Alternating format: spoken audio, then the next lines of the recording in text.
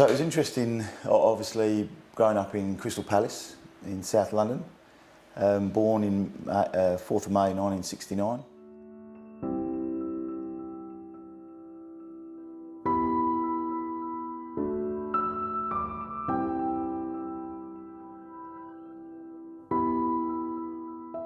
And then obviously coming over here, I was actually, I'd actually just come back from a tour. I was with Crystal Palace Juniors and we'd been to France, Switzerland, West Germany, Luxembourg and Belgium.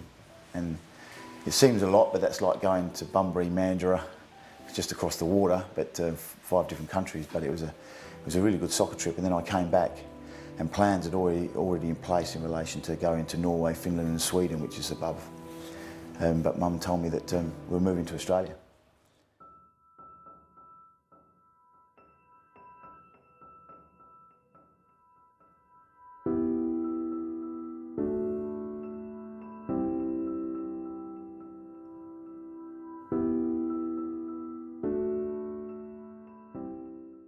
So I was 13 when we come over. Yeah, so for the first year I didn't do anything. I went to Kwinana High School, rode horses for my granddad. And then there was 2 good friends of mine who I'm still very good friends with today, and Kim Burton, who was playing Colts. And another guy by the name of Greg Townsend said to me, we needed a tall man. I was also an athlete. I did decathlons back home in Crystal Palace, and as a kid, you do all the events as you do, and so I was a good high jumper. So they needed a ruckman, so I went down for 1 year and jumped up, patted the ball, tried to mark the ball and handballed it off to other players, and that was basically my first year of football.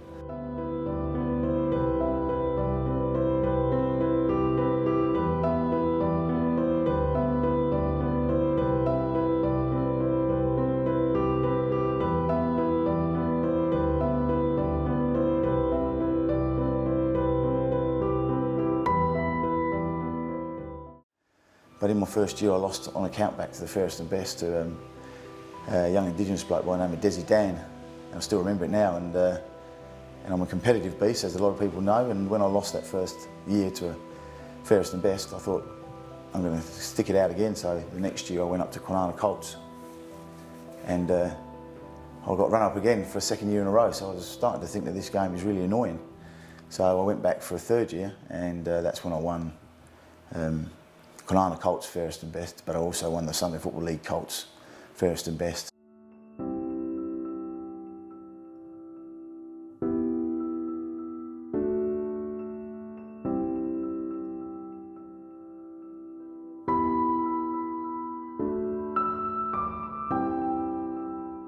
The great Tony Morley, obviously a 200-game champion of this club, he was the coach at the time in the seniors at Kwinana.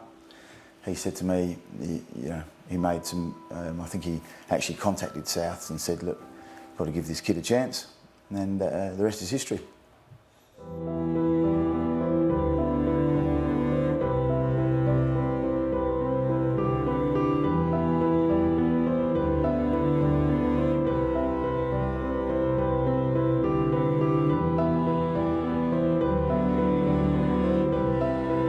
Atkins kicks inside 50 metres. Michael sets himself in front.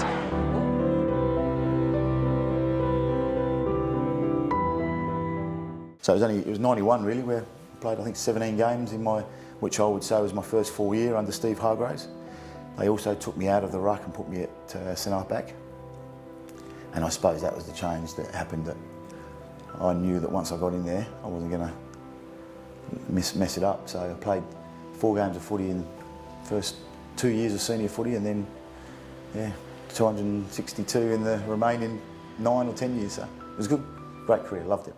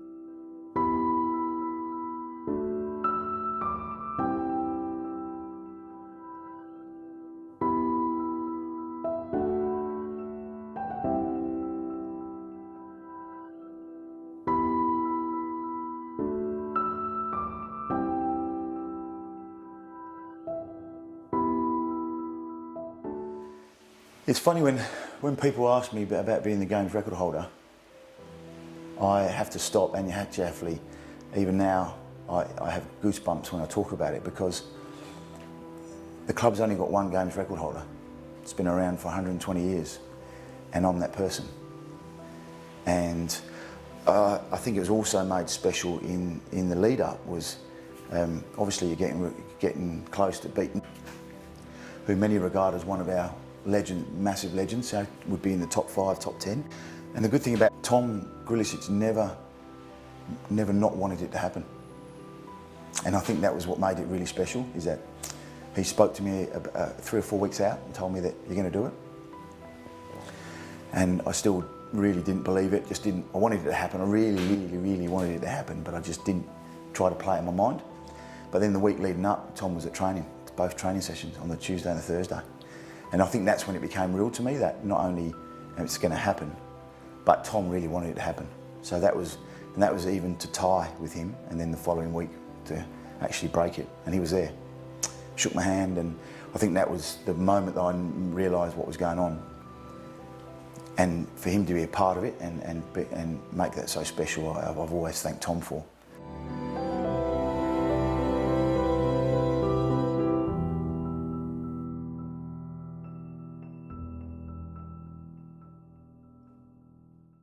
I love the club, and it's most probably made me who I am today, so I have a lot to thank for. But yeah, games record, I actually like the title.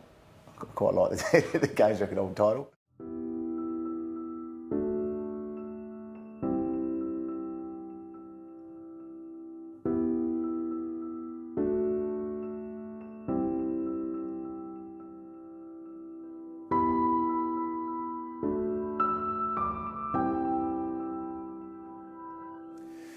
I think the one thing that, with regards to the relevance of WAFL these days, is people have got to understand is that the football system might not work if we don't continue to support state leagues. Not just obviously the WAFL, but also the SNFL and the VFL. And if they lose their relevance, then that pathway to the AFL is going to struggle. So when you talk about players, it's not just the players that is needed, it's also the support for clubs. So the importance of making sure that people get out, support their local teams. It's easy to get caught up in the AFL and the great big juggernaut that is the AFL, but without the WAFL and without the talent pathways, you know, obviously from South Fremantle's point of view, it's through Spearwood. If you haven't got those zones where you can get players from, and we need to invest into them, and the only way we invest in them is we get supporters come along. So for us as a club, we don't just worry about the playing and on field, it's off field where we've got to make sure we chase the primary school kids, the Auskick kids and all that sort of stuff. So easy for them, you know, you see them all the time running around in West Coast Eagles colours or Fremantle colours. It's actually up to the WAFL clubs to make sure that they get their colours out there. So we do have to go to primary schools, and South do have to give out jumpers and T-shirts, and Perth and Peel and all that sort of stuff, so that these kids, you know, they get a choice, because the AFL is not for everybody and it's expensive. And certainly through South Zone and Perth Zone, Swan District Zone, a little bit through Peel, there's a lot of families that can't afford it, so you give them a really affordable experience. And coming to the WAFL's great. Half time you see the kids kicking with their dads and their mums, and it's just a really nice, relaxing family environment at the moment, and that's what we've got to promote.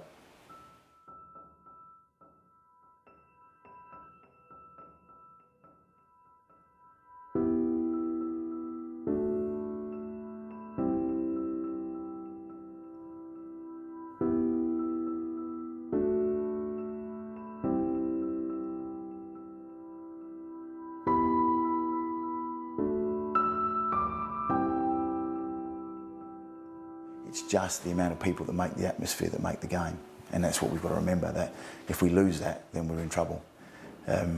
So I think from all clubs, our effort is to make sure that we raise the level of the experience, then more people come along. And then we target, you know, obviously we don't expect kids to pay, but you've got to get out to the primary schools and give them T-shirts and give them a reason to support the club. And I think that's what we're all focusing on. And hopefully in the next couple of years, that we'll see that our crowds have gone from an average of around 1,800, even if we can get up to 2.5, that's a start. That's what we've got to start. So.